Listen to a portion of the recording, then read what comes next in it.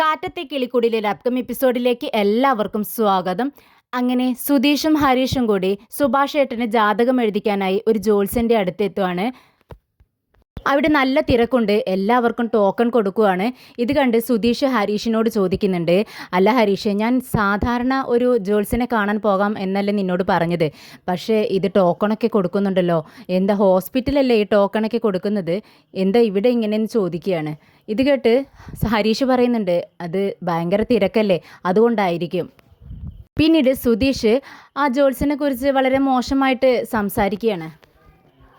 ഇത് കേട്ട് തൊട്ടപ്പുറത്തിരിക്കുന്ന ആള് സുധീഷിനോട് പറയുന്നുണ്ട്, നിങ്ങൾ എന്തിനാണ് ജോത്സ്യനെ കുറിച്ച് ഇങ്ങനെയൊക്കെ സംസാരിക്കുന്നത്, അദ്ദേഹത്തെക്കുറിച്ച് നിങ്ങൾക്ക് അറിയാത്തത് കൊണ്ടാണ്, നിങ്ങൾ ഫസ്റ്റ് ടൈം ആയിരിക്കും അല്ലേ, ഞങ്ങൾ കുറേ കാലമായി വരാൻ തുടങ്ങിയിട്ട്, എൻ്റെ മോളുടെ വിവാഹം ഈ ജോത്സ്യൻ പറഞ്ഞതുപോലെ തന്നെയാണ് നടന്നത്, ജോത്സ്യൻ പറഞ്ഞതുപോലെയെല്ലാം ഞങ്ങൾ ചെയ്തു, ഇപ്പോൾ അവൾ സുഖമായിട്ട് ജീവിക്കുന്നു. ഇത് കേട്ട് സുധീഷും ഹരീഷും ചിരിക്കുന്നുണ്ട്. പിന്നീട് സുധീഷ് ജോത്സ്യന് എത്രയാണ് ഫീസ് എന്ന് അദ്ദേഹത്തോട് ചോദിക്കുന്നുണ്ട്. ഇത് കേട്ട് അയാൾ പറയുന്നുണ്ട്, 2000 രൂപയാണ് ഫീസ്, പക്ഷേ നല്ല ജോത്സ്യനാ കേട്ടോ, പറഞ്ഞാൽ പറഞ്ഞതുപോലെ സംഭവിക്കും. അതിനുശേഷം എല്ലാവരും സന്തോഷത്തോടെ വീണ്ടും അദ്ദേഹത്തിന് ക്യാഷ് എല്ലാം കൊണ്ടുകൊടുന്ന് കൊടുക്കും.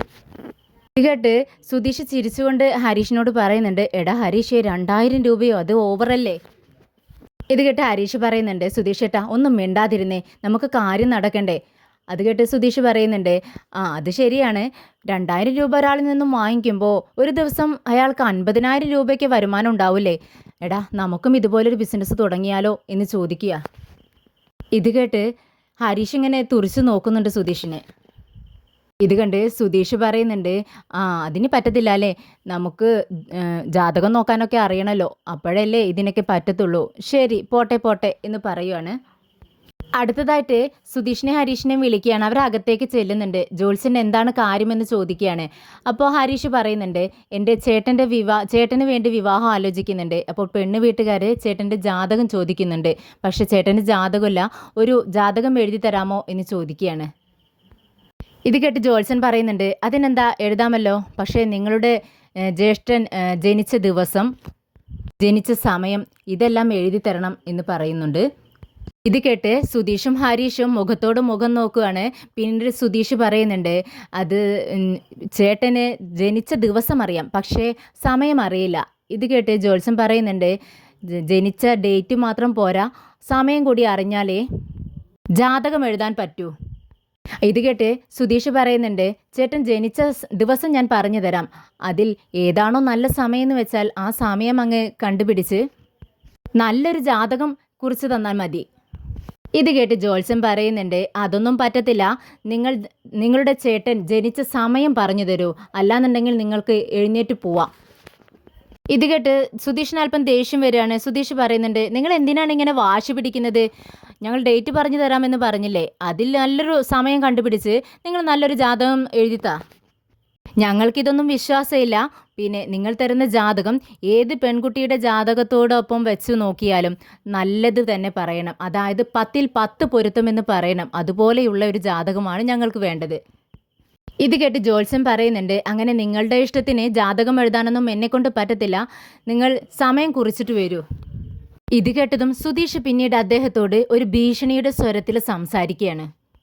ഹലോ മിസ്റ്റർ എന്ന് പറഞ്ഞുകൊണ്ട് ടേബിളിൽ ഒറ്റ അടിയങ്ങ് അടിക്കുന്നുണ്ട്. നിങ്ങളോട് ഞാൻ പറഞ്ഞതല്ലേ ഞങ്ങൾക്ക് ഇതിലൊന്നും വിശ്വാസമില്ലാന്ന്, പിന്നെയും എന്തിനാ നിങ്ങളിങ്ങനെ വെറുതെ ഓരോന്നും പറഞ്ഞുകൊണ്ടിരിക്കുന്നത്, ഞങ്ങൾ പറഞ്ഞതുപോലെ നിങ്ങൾ ചെയ്തു തരണം. എൻ്റെ ചേട്ടൻ്റെ ജാതകം വേറെ ഏതൊരു പെൺകുട്ടിയുടെ ജാതകത്തോടൊപ്പം വെച്ചാലും അത് നല്ലതാണെന്ന് പറയുന്ന തരത്തിലുള്ളൊരു ജാതകം ഞങ്ങൾക്ക് വേണം, അതായത് എൻ്റെ ചേട്ടൻ നല്ലവനാണ്, നിറയെ കുട്ടികളുണ്ടാവും, അതുപോലെ തന്നെ നല്ല ജോലിയുണ്ട് എന്നൊക്കെ. ഇത് കേട്ട് ജോത്സ്യൻ വീണ്ടും പറയുകയാണ്, നിങ്ങൾ പറയുന്നത് പോലെ ഒന്നും ചെയ്യാൻ എന്നെക്കൊണ്ട് പറ്റില്ല, നിങ്ങൾക്കിതിനെക്കുറിച്ച് അറിയാഞ്ഞിട്ടാണ് എന്ന് പറയുമ്പോൾ വീണ്ടും സുധീഷ് ദേഷ്യത്തോടെ അദ്ദേഹത്തോട് സംസാരിക്കുകയാണ്. ഞാൻ ഒറ്റ അടി അങ്ങ് വെച്ച് തന്നാലോ എന്ന് പറഞ്ഞുകൊണ്ട് കൈ ഓങ്ങിക്കൊണ്ട് അദ്ദേഹത്തിൻ്റെ അടുത്തേക്ക് ചെല്ലുവാണ്. സുധീഷേട്ടാ എന്ന് വിളിച്ചുകൊണ്ട് ഹരീഷ് തടയുന്നുണ്ട്. അവനക്ക് പേടിയാവുന്നുണ്ട് സുധീഷ് ഇങ്ങനെയൊക്കെ സംസാരിക്കുമ്പോൾ. നീ മിണ്ടാതിരിക്കടാ എന്ന് പറയുകയാണ് സുധീഷ്. ഇയാളോട് കുറേ നേരമായില്ലേ പറയുന്നു, ഇയാൾക്ക് എന്താ മനസ്സിലാവുന്നില്ലേ, എന്നാൽ ഞാൻ മനസ്സിലാവുന്ന സ്വരത്തിൽ തന്നെ പറഞ്ഞു കൊടുക്കാം എന്ന് പറഞ്ഞുകൊണ്ട് ദേഷ്യത്തോടെ ഭീഷണിയുടെ സ്വരത്തിൽ തന്നെ അദ്ദേഹത്തോട് പറയുന്നുണ്ട്. ദേ ഞങ്ങൾ പറഞ്ഞത് അനുസരിച്ചോളണം. ഞാൻ പറഞ്ഞതുപോലെ ജാതകം കുറിച്ച് തന്നില്ല എന്നുണ്ടെങ്കിൽ ദേ പുറത്തിരിക്കുന്നവരുണ്ടല്ലോ അവരോടെല്ലാം ഞാൻ ചെന്നിട്ട് പറയും, എൻ്റെ ജീവിതത്തിൽ ഇയാൾ പറഞ്ഞതൊന്നും നടന്നില്ല, ഇയാളൊരു ഫ്രോഡാണ്, ആരും വിശ്വസിക്കരുത് എന്നെല്ലാം എല്ലാവരോടും ചെന്ന് പറയും. ഇനി വരുന്നവരോടും പറയും, എന്താ വേണോ തന്നെ ഞാനൊരു കള്ളനാക്കി തീർക്കുമെന്ന് പറയുന്നുണ്ട്. എന്നാൽ ഹരീഷ് ആണെങ്കിൽ സുധീഷിനെ പിടിച്ച് ചെയറിലിരുത്തുവാണ്. എന്നിട്ട് ഹരീഷ് സംസാരിക്കുന്നുണ്ട്. എൻ്റെ ചേട്ടൻ ജനിച്ച സമയം ഞാൻ പറഞ്ഞു തരാം, അത് വെച്ച് ഒരു ജാതകം എനിക്ക് എഴുതി തരണം, നിങ്ങൾക്ക് ഞാൻ ക്യാഷ് തന്നേക്കാം എന്ന് വളരെ സമാധാനത്തോടു കൂടി ഹരീഷ് പറയുന്നുണ്ട്. ഇത് കേട്ടിട്ടും ജോത്സ്യൻ ഇങ്ങനെ ആലോചിച്ചുകൊണ്ടിരിക്കുക. അപ്പോൾ സുധീഷ് പറയുന്നുണ്ട്, എന്താടാ ഇയാൾ പിന്നെയും ചിന്തിച്ചുകൊണ്ടിരിക്കുകയാണല്ലോ, എന്നാ വാടാ നമുക്ക് പോയിട്ട് പുറത്തിരിക്കുന്നവരോടൊക്കെ ഇയാളെക്കുറിച്ച് മോശമായിട്ട് പറഞ്ഞു കൊടുക്കാം എന്നും പറഞ്ഞുകൊണ്ട് സുധീഷ് ഹരീഷിൻ്റെ കയ്യിൽ പിടിക്കുകയാണ്. പെട്ടെന്ന് ഹരീഷ് സുധീഷിനോട് പറയുന്നുണ്ട്, നീ ഒന്നും മിണ്ടാതിരിക്കുക, ഞാൻ പറഞ്ഞോളാം എന്ന് പറഞ്ഞുകൊണ്ട് ഹരീഷ് വീണ്ടും പറയുകയാണ് ഒരു ദയനീയ അവസ്ഥയിൽ കെഞ്ചിക്കൊണ്ട്, സർ പ്ലീസ് സർ, ഞങ്ങൾ പറഞ്ഞതുപോലെ ഒന്ന് ചെയ്തു തരണം. അങ്ങനെ ഹരീഷിൻ്റെ റിക്വസ്റ്റിനെ മാനിച്ചുകൊണ്ട് അദ്ദേഹം ഒരു ജാതകം കുറിച്ച് കൊടുക്കുന്നുണ്ട്. അത് മേടിച്ചു നോക്കിക്കൊണ്ട് സുധീഷ് വീണ്ടും ചോദിക്കുകയാണ്, ഞങ്ങൾ പറഞ്ഞതുപോലെയൊക്കെ തന്നെ അല്ലേ എഴുതിയിരിക്കുന്നത്? അത് കേട്ട് അദ്ദേഹം അങ്ങനെ സൂക്ഷിച്ച് നോക്കുകയാണ് സുധീഷിൻ്റെ മുഖത്തേക്ക്. അപ്പോൾ ഹരീഷ് ചോദിക്കുന്നുണ്ട്, സർ എത്രയാണ് ചാർജ്, എത്ര രൂപയാണ് വേണ്ടതെന്ന് ചോദിക്കുകയാണ്. അപ്പോൾ അദ്ദേഹം പറയുന്നുണ്ട് 2000 രൂപ. ഇത് കേട്ട് സുധീഷ് വീണ്ടും ചോദിക്കുകയാണ്, 2000 രൂപയോ, ഇത് എത്ര പെട്ടെന്നാണ് എഴുതി തന്നത്, എന്നിട്ട് 2000 രൂപ വേണമെന്നോ, അതിനൊന്നും ഒരു ഇഞ്ച് പോലും കുറയില്ലേ എന്ന് ചോദിക്കുകയാണ്. അപ്പോൾ അദ്ദേഹം പറയുന്നുണ്ട്, നിങ്ങൾ എന്തെങ്കിലും ഒന്ന് തന്നിട്ട് ഇവിടെ നിന്നും എഴുന്നേറ്റ് പോകാമോ എന്ന് ചോദിക്കുക. അപ്പോൾ വീണ്ടും പോക്കറ്റിൽ നിന്ന് സുധീഷ് ക്യാഷ് എടുക്കുന്നുണ്ട്. എന്നിട്ട് ഹരീഷിനോട് ചോദിക്കുന്നുണ്ട്, എടാ 1000 കൊടുത്താൽ മതിയോ എന്ന്. അപ്പോൾ ഹരീഷ് പറയുന്നുണ്ട്, ദേ ഒരു 2000 കൊടുത്തിട്ട് നീങ്ങ് വാ എന്ന് പറയുകയാണ്. അപ്പോൾ സുധീഷ് തൻ്റെ പോക്കറ്റിൽ നിന്ന് 2000 രൂപ എടുത്ത് ഹരീഷിൻ്റെ കയ്യിൽ കൊടുക്കുകയാണ്, നീ തന്നെ കൊടുത്തേക്കെന്ന് പറഞ്ഞിട്ട്. അങ്ങനെ ജോൾസിനുള്ള ക്യാഷും കൊടുത്ത് രണ്ടുപേരും സന്തോഷത്തോടെ അവിടെ നിന്നും പുറത്തേക്ക് ഇറങ്ങുകയാണ്. സുധീഷ് ഹരീഷിനോട് പറയുന്നുണ്ട്, എടാ നമ്മുടെ ചേട്ടൻ്റെ കല്യാണം കഴിഞ്ഞ് ഒരു കുഞ്ഞൊക്കെ ആവും, അപ്പോഴേക്കും നിൻ്റെയും നീതുവിൻ്റെയും വിവാഹം കഴിയണം, ഹണിമൂണിന് എങ്ങോട്ട് പോകണമെന്നൊക്കെ ഇപ്പോൾ തന്നെ ആലോചിച്ച് വെച്ചോ എന്ന് സുധീഷ് സന്തോഷത്തോടെ പറയുന്നുണ്ട്. ഒരു ദിവസം നിധിയും നികേഷും സുധീഷും കൂടി വീട് നന്നായി വൃത്തിയാക്കുകയാണ്. നിധി അടിച്ചു വാരി തുടയ്ക്കുന്നുണ്ട്. സുധീഷ് അവിടെ കിടന്നിരുന്ന സാധനങ്ങളെല്ലാം ഒതുക്കി വെക്കുകയാണ്. അപ്പോൾ സുധീഷ് ചോദിക്കുന്നുണ്ട്, അല്ല നിധി, നീ ചേട്ടനോട് കാര്യം പറഞ്ഞോ, ചേട്ടനെ അറിയാമോ പെണ്ണ് വീട്ടിൽ നിന്നും ആൾക്കാർ വരുന്നുണ്ടെന്ന്? അപ്പോൾ നിധി പറയുന്നുണ്ട്, ഇല്ല ഞാൻ പറഞ്ഞിട്ടില്ല, ചേട്ടൻ പറയുന്ന സമയത്ത് എങ്ങനെ പ്രതികരിക്കുമെന്ന് എനിക്ക് അറിയില്ലല്ലോ, അതുകൊണ്ടാണ് ഞാൻ പറയാത്തതെന്ന് പറയുകയാണ്. അപ്പോൾ നികേഷ് പറയുന്നുണ്ട്, ഏട്ടത്തി തന്നെ ചേട്ടൻ വരുമ്പോൾ കാര്യം പറയണം, ഞങ്ങൾ ആരെങ്കിലും പറഞ്ഞാൽ പെട്ടെന്ന് പൊട്ടിത്തെറിക്കും, പക്ഷേ ചേട്ടത്തിയാവുമ്പോൾ അത്ര പ്രശ്നമൊന്നും ഉണ്ടാവില്ല. അപ്പോൾ നിധി സുധീഷിനോട് പറയുന്നുണ്ട്, ഇത്തവണയെങ്കിലും എല്ലാവരും നന്നായി പ്രാർത്ഥിക്കണം ഏട്ടൻ്റെ വിവാഹം ശരിയാവാൻ വേണ്ടി. അപ്പോൾ സുധീഷ് പറയുന്നുണ്ട്, പിന്നെ അങ്ങനെയൊന്നും പ്രാർത്ഥിക്കാൻ പറ്റത്തില്ല, വരുന്നവർ നല്ല ആളുകളാണോ എങ്ങനെയുള്ളവരാണ് എന്നൊന്നും അറിയത്തില്ലല്ലോ, നല്ലതാണെങ്കിൽ മാത്രമേ എൻ്റെ ചേട്ടന് അവിടെ നിന്നും പെണ്ണ് കൊണ്ടുവരേണ്ടതുള്ളൂ.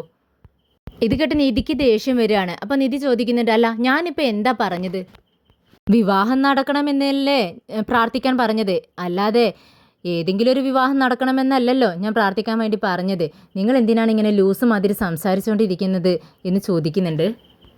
നിധി പിന്നീട് അവിടെ ഉണ്ടായിരുന്ന ചെയറുകളെല്ലാം വരിക്കിടുകയാണ്. ഇത് കണ്ട് സുധീഷ് ഇങ്ങനെ മനസ്സിൽ ചിന്തിക്കുകയാണ്, എന്തൊക്കെയാണ് എന്നെ അവളിപ്പോൾ പറഞ്ഞത്, ഇത് കേട്ടിട്ടും അവൻ എൻ്റെ അനിയനല്ലേ നികേഷ്, അവൻ ഒന്നും പറയുന്നില്ലല്ലോ, ദ്രോഹി എന്ന് ചിന്തിച്ചുകൊണ്ടിരിക്കുമ്പോഴാണ് പുറത്ത് വണ്ടിയുടെ സൗണ്ട് കേൾക്കുന്നത്. അത് ഹരീഷാണ്. ഹരീഷ് സുഭാഷ് ഏട്ടനെയും വണ്ടിയിലിരുത്തിക്കൊണ്ട് വരുന്നുണ്ട്. സുഭാഷ് ഏട്ടൻ വണ്ടിയിൽ നിന്ന് ഇറങ്ങിയതും ചോദിക്കുന്നുണ്ട്, അല്ലടാ നീ എന്തിനാ എന്നെ പെട്ടെന്ന് ഇങ്ങോട്ടേക്ക് വരണമെന്ന് വിളിച്ചുകൊണ്ട് വന്നത്, എന്താടാ പ്രശ്നമെന്ന് ചോദിക്കുന്നുണ്ട്. പക്ഷേ ഹരീഷ് ഒന്നും പറയുന്നില്ല. ചേട്ടൻ അകത്തേക്ക് വാ എന്നും പറഞ്ഞുകൊണ്ട് സ്പീഡിൽ അങ്ങ് കയറി പോവാണ്. സുഭാഷ് ഏട്ടൻ ആകെ ടെൻഷനായിട്ട് ഹരീഷിൻ്റെ പിറകെ വരുന്നുണ്ട്. അകത്തെത്തിയതും നിധിയോട് ചോദിക്കുന്നുണ്ട്, എന്താ നിധി, പ്രശ്നമൊന്നും ഇല്ലല്ലോ, അത് ഓക്കെ അല്ലേ എന്ന് ചോദിക്കുക. ഇത് കേട്ട് നിധി പറയുന്നുണ്ട്, എല്ലാം ഓക്കെയാണ് സുഭാഷ് ഏട്ടാ, പക്ഷേ നിങ്ങൾ എന്തിനാണ് ഇങ്ങനെ ടെൻഷൻ ആവുന്നത്? ഇത് കേട്ട് സുഭാഷ് ഏട്ടൻ പറയുന്നുണ്ട്, അല്ല ഇവൻ പെട്ടെന്ന് സൈറ്റിൽ വന്നിട്ട് വീട്ടിലേക്ക് വാ നമുക്ക് ഇപ്പം തന്നെ പോകണമെന്ന് പറഞ്ഞുകൊണ്ട് എന്നെ കൈയോടെ പിടിച്ചുകൊണ്ട് വന്നതാണ്, അതുകൊണ്ടാണ് ഞാൻ അങ്ങനെ ചോദിച്ചത്. നിധി ഹരീഷിനോട് പതുക്കെ ചോദിക്കുന്നുണ്ട്, നീ ചേട്ടനോട് കാര്യങ്ങളെല്ലാം പറഞ്ഞോ? ഇത് കേട്ട് ഹരീഷ് പറയുന്നുണ്ട്, ഏയ് ഞാനൊന്നും പറഞ്ഞിട്ടില്ല. പെട്ടെന്ന് സുധീഷ് പറയുന്നുണ്ട്, സുഭാഷ് ഏട്ടാ ഇവിടെ ഇരുന്നേ എന്ന് പറഞ്ഞുകൊണ്ട് സുഭാഷ് ഏട്ടൻ്റെ കയ്യിൽ പിടിച്ച് ചെയറിൽ ഇരുത്തുകയാണ്. എന്നിട്ട് സുധീഷ് നിധിയോട് പറയുന്നുണ്ട്, നിധി നീ പറ. അപ്പോൾ നിധി തിരിച്ചു പറയുന്നുണ്ട്, നിങ്ങൾ പറ. അങ്ങനെ രണ്ടുപേരും ആരാദ്യം പറയണമെന്ന് സംശയിച്ചിട്ട് നിൽക്കുകയാണ്. പെട്ടെന്ന് നിധി തന്നെ പറയുന്നുണ്ട്, സുഭാഷ് ഏട്ടാ ഞങ്ങൾ നിങ്ങൾക്ക് വേണ്ടിയിട്ടൊരു പെണ്ണ് നോക്കിയിട്ടുണ്ട്. ഇത് കേട്ട് സുഭാഷ് ഏട്ടൻ ചോദിക്കുന്നുണ്ട്, എന്ത് വീണ്ടും പെണ്ണ് നോക്കിയെന്നോ? പെട്ടെന്ന് സുഭാഷ് ഏട്ടൻ എഴുന്നേൽക്കാൻ വേണ്ടി തുടങ്ങുകയാണ്. അപ്പോൾ സുധീഷ് ഓടി വന്നിട്ട്, സുഭാഷ് ഏട്ടൻ അവിടെ ഇരിക്കുക, മുഴുവനായിട്ടും പറയട്ടെ. അപ്പോഴേക്കും എഴുന്നേറ്റ് പോവാണോ എന്ന് ചോദിക്കുമ്പോൾ സുഭാഷ് ഏട്ടൻ ചോദിക്കുന്നുണ്ട്, അല്ല ഇപ്പം ഞാൻ എന്താ വേണ്ടത്, നിങ്ങളോടൊപ്പം പെണ്ണ് കാണാൻ വരണോ? അപ്പം നിധി പറയുന്നുണ്ട്, സുഭാഷ് ഏട്ടാ നമ്മൾ അങ്ങോട്ടേക്ക് പോകേണ്ട ആവശ്യമില്ല, പെണ്ണിൻ്റെ വീട്ടിൽ നിന്നും ഇങ്ങോട്ടേക്ക് വരും. അപ്പോൾ സുഭാഷ് ഏട്ടൻ സംശയത്തോടെ ചോദിക്കുന്നുണ്ട്, എന്ത് പെണ്ണ് ഇങ്ങോട്ട് വരുമോ? അപ്പോൾ നിധി തിരുത്തി കൊടുക്കുകയാണ്, പെൺകുട്ടി ഇങ്ങോട്ടേക്ക് വരില്ല, പെണ്ണിൻ്റെ വീട്ടിൽ നിന്നും ആളുകൾ ഇങ്ങോട്ടേക്ക് വരുന്നുണ്ട് സുഭാഷ് ഏട്ടനെ കാണാൻ വേണ്ടി. എല്ലാം ഓക്കെ ആണെങ്കിൽ പിന്നീട് നമുക്ക് അങ്ങ് പെണ്ണ് കാണാൻ പോവാം. അപ്പോൾ സുഭാഷ് ഏട്ടൻ നിധിയോട് ചോദിക്കുന്നുണ്ട്, എന്തിനാ മോളെ നീയും ഇവരോടൊപ്പം ചേർന്ന് ഇങ്ങനെയൊക്കെ ചെയ്യണോ എന്ന് ചോദിക്കുമ്പോൾ നിധി പറയുന്നുണ്ട്, അല്ല സുഭാഷ് ഏട്ടാ ഞാനാണിതിന് മുൻകൈ എടുത്തത്, സുഭാഷ് ഏട്ടൻ ഒന്നും ചെയ്യൊന്നും വേണ്ട, ഇവിടെ ഇരുന്നാൽ മാത്രം മതി. എന്തിനാ മോളെ ഇപ്പോൾ ഇതൊക്കെയെന്ന് ചോദിക്കുമ്പോൾ നിധി പറയുന്നുണ്ട്, പ്ലീസ് സുഭാഷ് ഏട്ടാ ഒരു പ്രശ്നവുമില്ല, അവർ വന്ന് ഇവിടെ കണ്ടിട്ട് പോവും, അതുപോലെ അങ്ങ് പോട്ടെ. ഇത് കേട്ട് സുഭാഷ് ഏട്ടൻ ആലോചിച്ചിട്ടിരിക്കുകയാണ്. എല്ലാവരും പരസ്പരം നോക്കുന്നുണ്ട്, സുഭാഷ് ഏട്ടൻ്റെ പ്രതികരണം എന്താവും എന്നിങ്ങനെ പ്രതീക്ഷിച്ച് നിൽക്കുകയാണ്. പെട്ടെന്ന് നികേഷ് പറയുന്നുണ്ട്, ആ സുഭാഷ് ഏട്ടൻ സമ്മതിച്ചു, വേഗം വാ സുഭാഷ് ഏട്ടാ, മുഖം ഒന്ന് കഴുകി ഒരു പൗഡറൊക്കെ ഇട്ട് തരാം എന്നും പറഞ്ഞുകൊണ്ട് സുഭാഷ് ഏട്ടൻ്റെ കയ്യിൽ പിടിക്കുകയാണ്. അപ്പോൾ നികേഷിൻ്റെ കയ്യങ്ങ് തട്ടി മാറ്റിയിട്ട് സുഭാഷ് ഏട്ടൻ പറയുന്നുണ്ട്, ദേ അതിൻ്റെ ഒന്നും ആവശ്യമില്ല. അപ്പോൾ ഹരീഷ് പറയുന്നുണ്ട്, സുഭാഷ് ഏട്ടാ ഇത് ലാസ്റ്റത്തെ ആയിരിക്കും, ഈ വിവാഹം എന്തായാലും ശരിയാവും.